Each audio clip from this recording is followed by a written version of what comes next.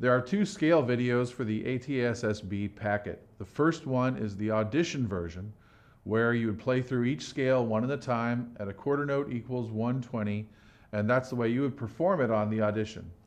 The second video is for a slower, more methodical approach, where you would play it one note at a time in half notes, and then using a half note quarter note pattern, and then a quarter note eighth note pattern.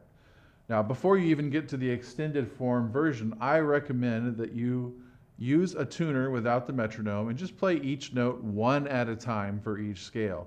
If you're playing the key of C, just start on C in sixth position. Make sure it's in tune with the tuner. Make sure it's your best sound. Then move to D in fourth position. Make sure it's in tune. Make sure it's your best sound, and move through the entire one octave scale that way.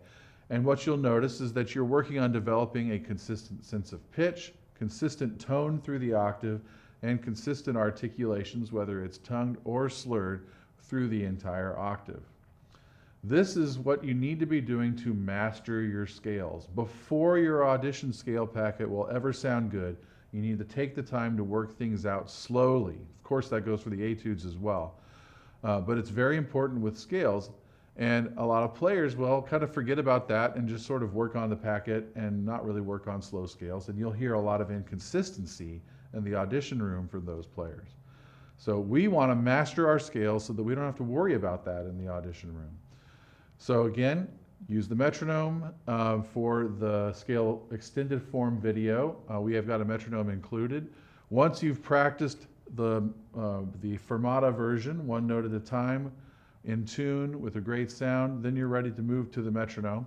The extended form video can be slowed down to 50% speeds, where you use a quarter note at 60, or 75%, where you use a quarter note at 90, or at the written tempo of a quarter note equals 120.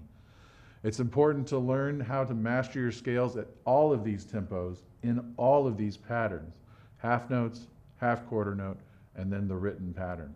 I typically tell my students that before they can really work on the etudes seriously, they have to spend the time earning the right to work on their etudes by practicing scales and fundamentals. And so I want to encourage you to put that discipline in your practicing, where you play your scales slowly, work on them daily before you've earned the right to play the etudes.